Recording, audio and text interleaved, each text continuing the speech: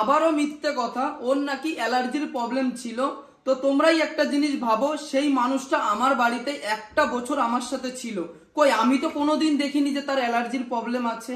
আর আজকে সে বলছে আমার নাকি সেগুলো অ্যালার্জির দাগ ছিল।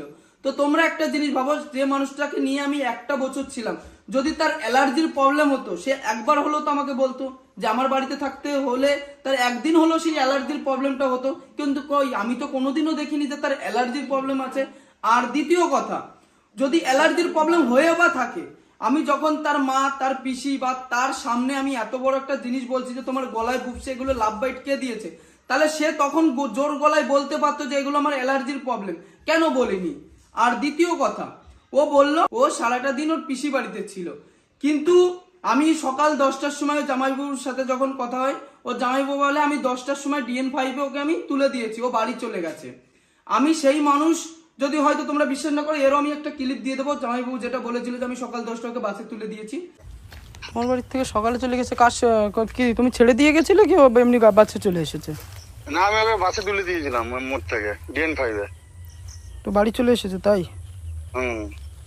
কিন্তু আমি তো এইমাত্র ওদের বাড়ি গেলাম, ঠাম্মা বললো বাড়ি নেই, দিদি বাড়ি। না, আমাদের বাড়ি তো নেই, ও তো সকালেই চলে গেছে। আর দ্বিতীয় কথা, আমি যখন সন্ধ্যে 8টার সময় ওদের বাড়িতে যাই, যাওয়ার পরে ওর বোন বাড়িতে থাকে, ওর বোনকে বলি তোমার দিদি কোথায়, বলে দিদি তো বাড়ি আসেনি, দিদি তো দিদি বাড়িতে রয়েছে। আমি বলছি কতদিন ধরে, বলছে 5-6 দিন হয়ে গেছে। তাহলে তোমরা, ও এখন বলছে ওর পিসিকে নিয়ে যে আমি পিসি বাড়িতেই ছিলাম।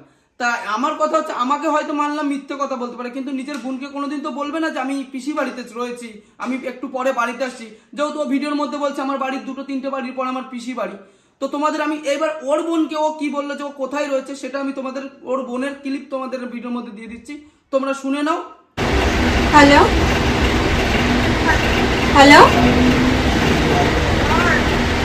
কবে আসবি তুই? আজকে আসবি না, রে যেতে যাবি না? আমার একা যেতে হবে, আমার মাও তো যাবে না, আমি একা করে যাবো। কোথায় তুই? ও, কোথায় তুই? ও, ঠিক আছে।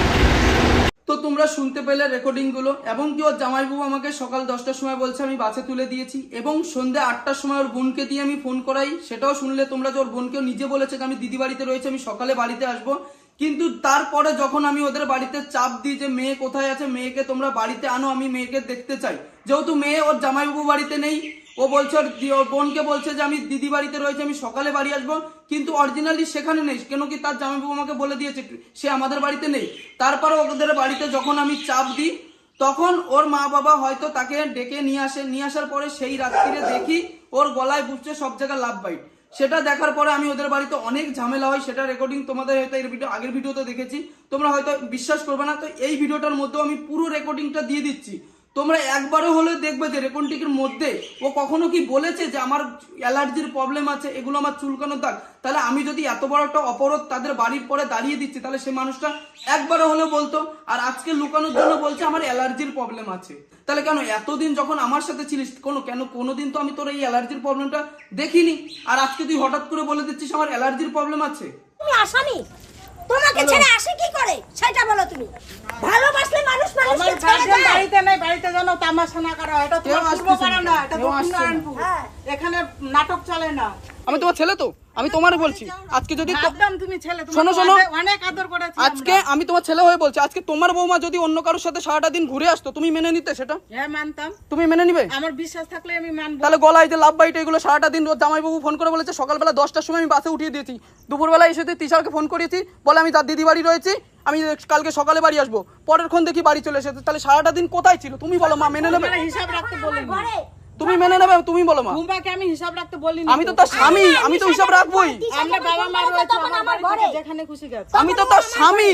সেটা তোমার পরের কথা, আমার সাথে তার তো এখনো ছাড়াছাড়ি হয়নি, হবে যখন তখন তাই আমার যখন হয়নি, তাহলে আমি তাকে দেখবো না? সে আমার বরটা, আমার বউটা কোথায় যাচ্ছে? দায়িত্বের মধ্যে পড়ছে না তো, কেন পড়বে না? বলে যে 3 মাসে আমি রেজিস্ট্রি করে বিয়ে করেছি, কেন থাকবে না আমার দায়িত্ব? এক মিনিট, তোমার দায়িত্বের মধ্যে রয়েছে তো।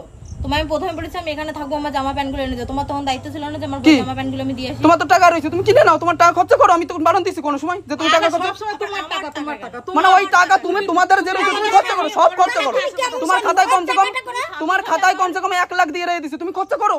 কয় টাকা দিয়ে রেখেছো? আমি তো সব ফোন মেরে গাল ফেলে দেবো, 32টা দাঁত বের করে দেবো। কেন তুমি এই মিথ্যা কথা বলে? 1 লাখ টাকা তুই কবে দিয়েছিস আমার? তোমার খাতায় টাকা আছে তো? 10টা টাকা কে দিয়েছে এটা কাকে বলো? দুইজনে মিলে ইনকাম করেছি তো। কে ইনকাম করেছে? আমার টাকা তুমি কবে ইনকাম করেছো তুমি? হ্যালো, উল্টো ওর টাকা পয়সা আরে সব যখন নিয়ে রেখেছে। দিশা ফোন করছে তখন ও আমার ঘরে। ঠিক আছে, ক্লাবের ওনি যাচ্ছি, আজ থেকে আমি ক্লাবের ওনি যাচ্ছি।